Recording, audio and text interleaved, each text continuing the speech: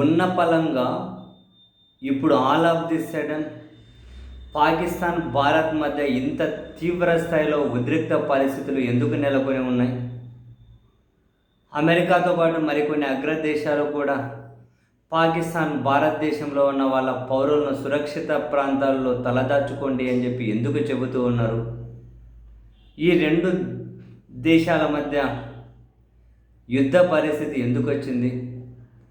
పాకిస్తాన్ ఆర్థికంగా చితికిపోయినా కూడా భారత్తో కయ్యానికి ఎందుకు కాలు దువ్వుతూ ఉంది? ఎందుకు పిచ్చి ప్రేలాపనలతో వాళ్ళు వికటాట్టహాసం చేస్తూ ఉన్నారు? ఇటువంటి చాలా ప్రశ్నలు అందరి మెదళ్ళలోకి వచ్చాయి. ఉన్నట్లుండి పహల్గాంలో టూరిస్టుల మీద దాడి చేయడం ఏంటి? కావాలని మతం అడిగి చంపడం ఏంటి? సో దట్ వాళ్ళ వ్యూహం స్పష్టంగా కనిపిస్తుంది.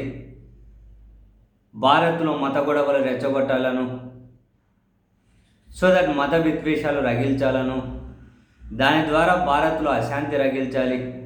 ఇటువంటి చాలా చాలా కుట్రలు, కుయుక్తులు ఆ ఉగ్రవాదుల కుట్రల వెనక, ఆ ఉగ్ర దాడి వెనక కనిపిస్తూ ఉన్నాయి. ఈ క్రమంలో పాకిస్తాన్ ఇంత పెట్టరేగిపోవడం వెనక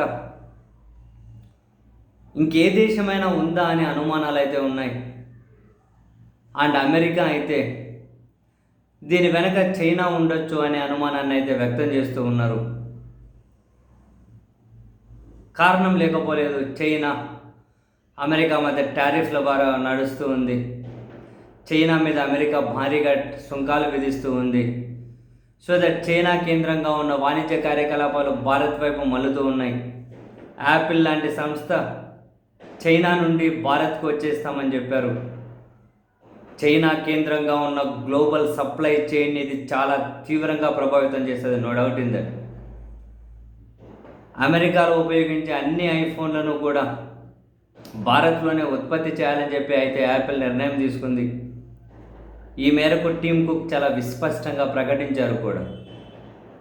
సో చైనా నుండి ఐఫోన్ ఉత్పత్తిని భారత్లోనే చేయాలని యాపిల్ భావిస్తూ ఉంది.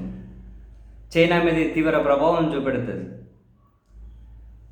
సో చాలా ఇప్పుడు యాపిల్ సంస్థకు చైనా సంస్థల సహకారం ఏమీ అక్కర్లేదు. ఇప్పుడు ఈ క్రమంలో తన పక్కలోనే బల్లెంలాగా వాణిజ్యపరంగా భారత్ పోటీదారుగా మారడాన్ని చైనా జీర్ణించుకోలేకపోతుందా అని అంటే అవుననే అంటూ ఉన్నారు అమెరికన్ వ్యాపారవేత్త ప్యాట్రిక్ బెట్ డేవిడ్.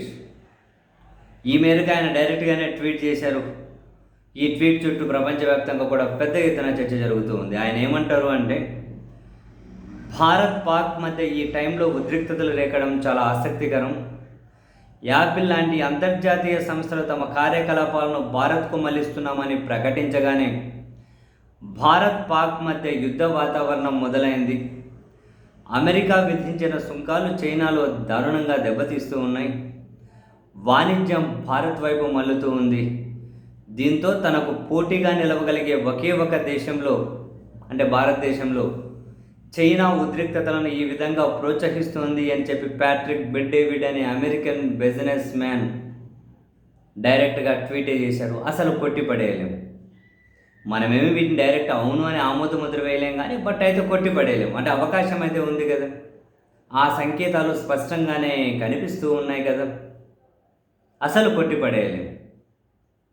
పాకిస్తాన్ వాళ్ళ స్థాయికి మించి ఈ విధంగా చేయడం, ఈ ఉగ్రవాదులను మతమడికి చంపడం వెనుక కూడా భారత్లో అశాంతి రగిల్చే ప్రయత్నాలు, నో డౌట్. సో ఆ ట్రాప్లో ఇప్పటి వరకు అయితే భారతదేశం ఎప్పటికీ పడదనుకోండి. కొందరు అతి ఉన్మాదులు ఉంటారు, ఆ ఉన్మాదులను భారత నాయకత్వం కంట్రోల్ చేసుకోవాలి. అటువంటి టెర్రరిస్టులు ఎంతమంది ఉన్నా, ఏ విధంగా భారత్లో అశాంతి రగిల్చాలి అనుకున్నా వాళ్ళ కోరికలు ఎప్పటికీ ఇక్కడ నెరవేరవు.